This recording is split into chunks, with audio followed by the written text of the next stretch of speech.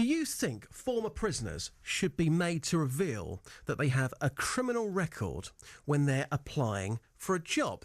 Now, a charity is calling for businesses to remove a tick box on job application forms, asking ex-offenders to do just that.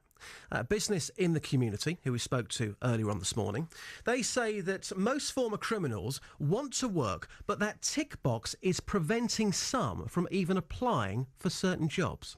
Well, I've been on the streets early this morning getting reaction to this and whether people think this tick box should be removed. Some fascinating stories here. Here's what people had to say.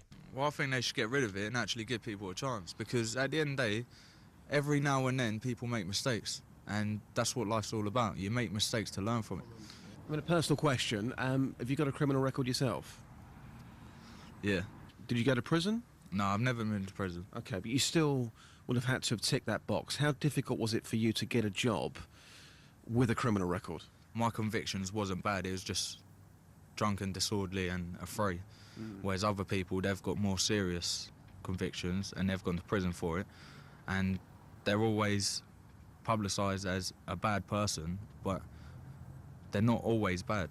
Some people have done it for like the wrong reasons, being in the wrong crowd and stuff like that, but they're not all bad. They should be given a chance, the same as I've been given a chance by coming here. I've been here for 3 years now. I changed my ways when my daughter was born, so seeing other people, they're probably in the same situation as what I am. Like, there's no people that are better than me or I'm better than them. We're all equal. We're all human. We make mistakes, and that's what life's about. I mean, certain jobs you need to know what if they got a background of criminal, because it depends what kind of job it is. You know, the employee need to know the background of the person who he's going to take on. So I think personally, there's nothing wrong with that. What about yourself? Have you ever had, and it's a really personal question, have you ever had a criminal record? Yes, I had. Okay. I had it for 10 years. It took to come off. And what did you do?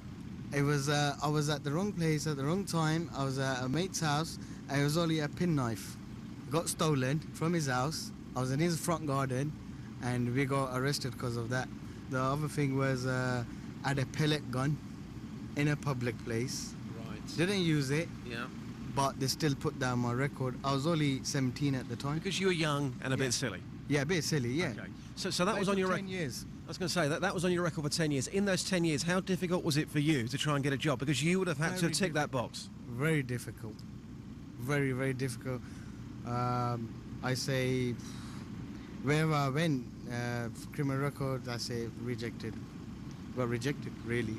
It has to be because of that. But it took 10 years. I'm glad it cleaned it, but some people, it don't clean anyway. They don't. It's interesting, though, because you still say that the employers have the right to have that information about you based on your experience. You being a bit of a silly boy, but for 10 years you struggled to get a job because of what you did. Yeah, but that's what I'm saying. They should have a right to know. Isn't it interesting? Michelle Crook is the founder of Reactiv8, who work with offenders in Bedfordshire. Michelle, a very good morning to you. Thanks for joining us live. First of all, what's your reaction to what you heard there, people this morning? Yeah, I think I'm on their kind of wavelength, really. I think I agree with kind of what they're saying. I think that the conviction, if they've got convictions in their past, I think it's much better to have that conversation at interview stage and take it off the application form. Now, you actually work with offenders in Bedfordshire. So what are they saying to you about getting work? Because everyone wants to come out and get work. What are they saying to you?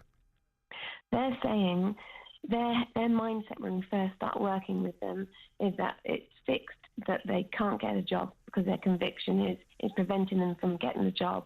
And our work actually changes their mindset and makes them think very differently.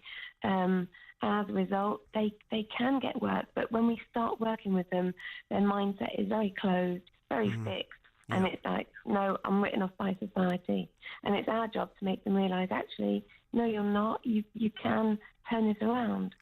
There's the major problem, isn't it? Because if you have got people, and we're talking about people, I think in this case, are people that have been inside prison, if they come out, they need to find work and quickly, otherwise they could go back to their old ways. So if it's in their head that nobody is going to give me a chance because they've got to tick a box, already the world is against me, That's Yeah. such a dangerous road because they're going to go back to their old ways, aren't they? Yeah, absolutely. And that's why I agree with the charity that are pushing to get this tick box removed, because it straight away labels them, it puts them in a box, whereas I think it's much better to disclose convictions at interview stage so Yeah. they can have a conversation about it.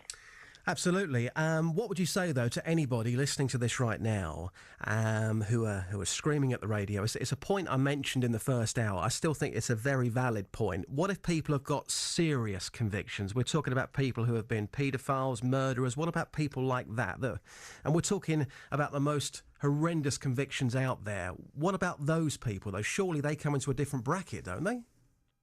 Oh, you've put me on the spot, aren't you? Well, it's a question I've got to ask. I mean, you personally, how do you feel about that? I think sex offenders are a different...